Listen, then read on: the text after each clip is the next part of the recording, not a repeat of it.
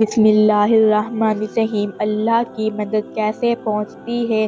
علی بن حرب کہتے ہیں، میں تجارت کے لیے اپنے وطن موصل سے سامرا جانے کے لیے نکلا۔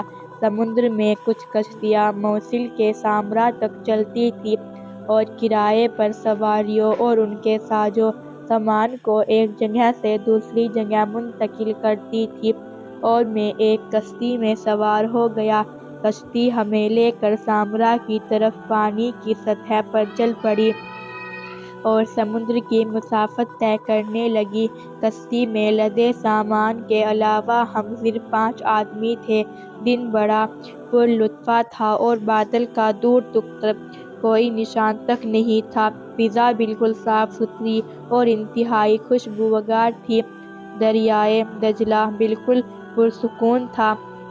کشتیبان بڑی مستی سے خوبصورت گانے جھوم جھوم کر گائے جا رہا تھا اور کشتی بڑے سکون سے پانی کی سطح پر تیزی کے ساتھ منزل مقصود کی طرف رواں تھی۔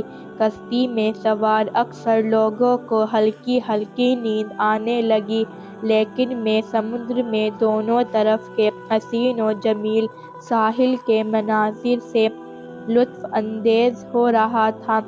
اچانک میری نظر پانی میں ایک بڑی سی مچھلی پر پڑی جو اچھل کر کشتی کے اندر آ پڑی۔ میں نے جلدی سے مچھلی کو پکڑ لیا اور کہیں ایسا نہ ہو کہ وہ دوبارہ دریا میں چھلانگ لگا دے۔ مچھلی کو پکڑنے کے لیے جو میں دوڑا تو کشتی ہچکولے کھانے لگی، جس کی وجہ سے لوگوں کی نیند اڑ گئی اور وہ نیند کی غنودگی سے باہر آ گئے۔ جب انہوں نے مچھلی دیکھی تو ایک آدمی نے کہا، یہ مچھلی اللہ تعالیٰ نے ہمارے لیے بھیجی ہے، اسی لیے کیوں نہ ہم آگے ساحل پر اتریں اور اسے بھون کر کھائیں۔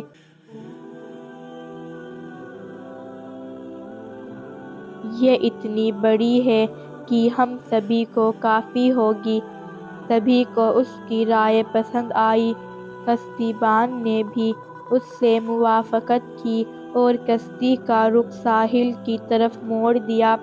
ہم لوگ ساحل پر اترے اور گھنے پیڑوں کے جھنڈ میں داخل ہو گئے تاکہ لکڑیاں اکٹھا کر کے مچھلی بھونیں۔ جوں ہی ہم گھنے پیڑوں کے جھنڈ میں داخل ہوئے، ایک خوفناک منظر نے ہمارے رونگٹے کھڑے کر دیے۔ ایک مقتول قتل ہوا آدمی زمین پر ڈھیر تھا، اس کے قریب ایک تیز دھار چاقو پڑا ہوا تھا اور پاس میں ایک دوسرا جوان آدمی تھا جس کی دونوں بازو کس کے باندھ دی گئی تھی اور اس کے منہ میں کپڑا ٹھوس دیا گیا تھا، جس کی وجہ سے وہ کچھ بولنے اور چیخنے چلانے سے عاجز تھا۔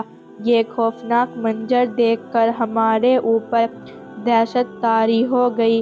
ہم جلدی سے آگے بڑھے اور اس آدمی کی رسی کھول کر اس کے منہ سے کپڑا نکال۔ وہ حد درجہ خوف زدہ اور نا امیدی کی کیفیت میں تھا۔ اس پھندے سے آزادی کے بعد اس نے کہا، مہربانی کر کے پہلے مجھے پانی پلاؤ۔ ہم نے اسے پانی پلایا۔ جب وہ پانی پی چکا تھا تو خود ہی کہنے لگا، میں اور یہ مقتول مارا ہوا آدمی دونوں ایک قافلے میں تھے۔ وہ قافلہ موصل میں سے بغداد تجارت کی غرض سے جا رہا تھا۔ یہ مقتول بھانپ گیا کہ میرے پاس کافی مال ہے، چنانچہ اس نے مجھ سے دوستی کر لی اور پیار و محبت کا اظہار کرنے اور میرے قریب قریب رہنے لگا۔ ہر وقت میرے ساتھ لگا رہتا، بہت کم میرا ساتھ چھوڑتا۔ میرا بھی اس پر کافی اعتماد قائم ہو گیا۔ قافلہ اپنی منزل کی طرف رواں تھا، لیکن تھوڑا آرام کرنے کے لیے ایک ساحل پر قافلے نے پڑاؤ ڈالا۔ رات کے آخری حصے میں قافلہ روانہ ہو گیا، لیکن میں سویا ہوا رہ گیا، اسی لیے مجھے قافلے کی روانگی کی خبر نہ ہو سکی۔ قافلے کی روانگی کے بعد ایک مقتول نے میری نیند کا ناجائز فائدہ اٹھاتے ہوئے مجھے رسی سے باندھ دیا جیسے کہ تم مجھے دیکھ رہے ہو، اور اس نے میرے منہ میں کپڑا ٹھوس دیا تاکہ میں چیخ پکار نہ سکوں۔ اس نے میرے پاس جو کچھ مال تھا وہ چھین لیا اور مجھے زمین پر پٹک دیا، پھر مجھے قتل کرنے کے لیے میرے سینے پر بیٹھ کر کہنے لگا، اگر میں تجھے زندہ چھوڑ دوں تو بعد میں تو مجھ سے مل کر مجھے ذلیل کر سکتا ہے، اسی لیے میں ضرور تجھے قتل کروں گا۔ یہ تیز چھری جو زمین پر پڑی ہوئی تھی تم لوگ دیکھ رہے ہو، اس مقتول کے کمربند سے بندھی ہوئی تھی۔ اس نے مجھے قتل کرنے کے لیے کمربند سے چھری کھینچی لیکن چھری اس میں پھنس گئی جس کی وجہ سے وہ نکل نہیں رہی تھی۔ اس نے چھری نکالنے کی بڑی کوشش کی، جب وہ ناکام ہو گیا تو اس نے اپنی پوری طاقت لگا کر چھری کمربند سے کھینچی۔ چھری کی دھار اوپر کی طرف تھی، چھری ایک دم زور سے نکلی اور جا کر اس کی گردن میں گھس گئی اور چمڑے کے ساتھ گوشت کو چیرتی ہوئی سہ رنگ کا بھی کام تمام کر دی۔ سہ رنگ کے کاٹتے ہی خون کا فوارہ جاری ہو گیا اور جب طاقت نے جواب دے دیا تب وہ مردہ حالت میں زمین پر ڈھیر ہو گیا۔ یہ مجرم میری آنکھوں کے سامنے اپنی برائی کے انجام کو پہنچ گیا، لیکن اس کے باوجود مجھے اپنی موت کا یقین ہو چلا تھا، کیونکہ ہم جس جگہ ہیں بہت ہی کم لوگ یہاں سے گزرتے ہیں، اسی لیے میں سوچ رہا تھا کہ کون میرے ہاتھ پاؤں کھولے گا، کون مجھے اس آفت سے نجات دلائے گا۔ پھر میں نے اللہ تعالیٰ کو پکارنا شروع کیا۔ میں نے اللہ تعالیٰ سے دعا کی کہ اے اللہ، میرے پاس کسی کو بھیج دے جو تیرے اس مصیبت زدہ بندے کو اس پھندے سے نجات دلائے۔ میں برابر یہی دعا کرتا رہا۔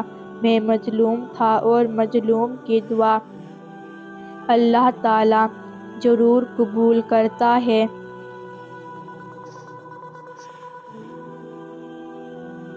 اور یہی وجہ ہے کہ اللہ تعالیٰ نے تم لوگوں کو میری طرف بھیجا اور تم نے آ کر میری جان بچائی۔